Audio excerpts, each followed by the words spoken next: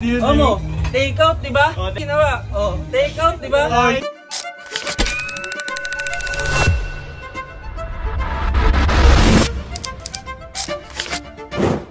Yo, ngayon magluluto ako ng adobo large take out kila sir. Ayun. Adobo, ayun kila sir. Sir, nag-dining yan kanina. Nag-dining na? Ba't ulit pa? Solid eh. Sarap eh. Solid. Ano, baboy ka?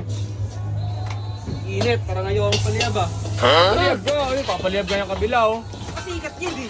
Sigat ka pala po yun. Paliyab ba? Oh, paliyab ka. Paliyab, sige. Paliyab tayo. Gusto mo paliyab eh. Ito. Oh. Sige. Paliyab ang gusto. Paliyabin mo.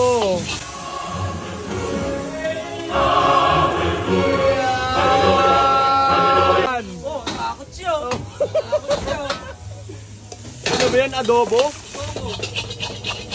Adobo nga, ano? Wow!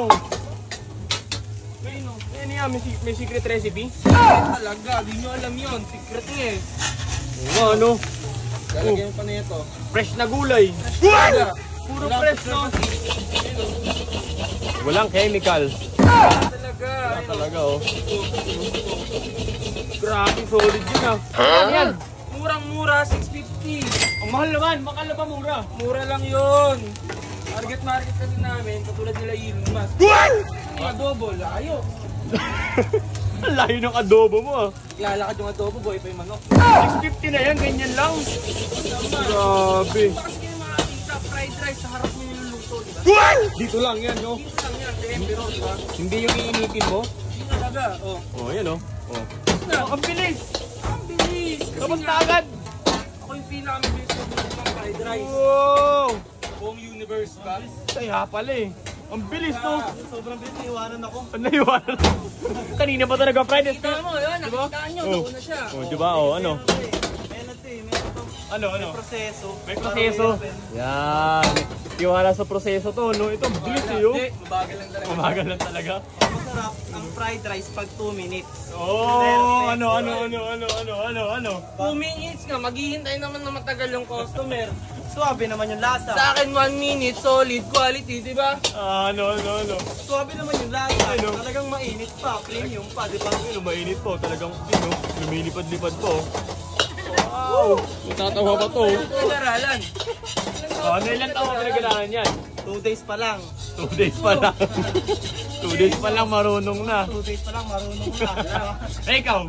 2 years. 2 years pala eh. Quality kasi ako, 2 years ko na pinag-aaralan to eh. Kaya pala may value na yan eh. Talaga, sobrang tagal ko nang ginagawa to. Kahit nakapikit, tulog man ako, kayang gawin to. Yun o, unconsciously ginagawa.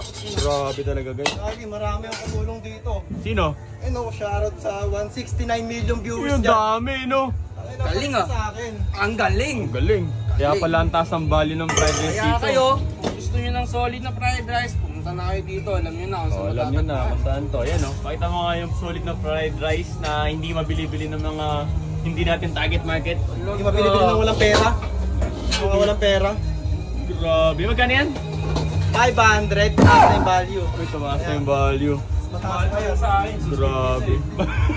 650 yun. Mo, take out, di ba? Oh, take out. Oh, yung ginawa. Oh. Tingnan mo yung ginawa. Oh, take out, di ba? Oh, take out yan no. Take out. Take out. Oh. 2 days. Anong ginawa mo? Anong ginawa mo? Mali, mali. Mali. Sabi sa inyo, 2 days pa lang. Yung sinasabi, kitang-kita nila si Roy, no? Take out, oh. Ginawa mong dine-in. Ano? Ilan nakakita? Ilan nakakita kanina? 169. 169. Salit lang yan. Rico.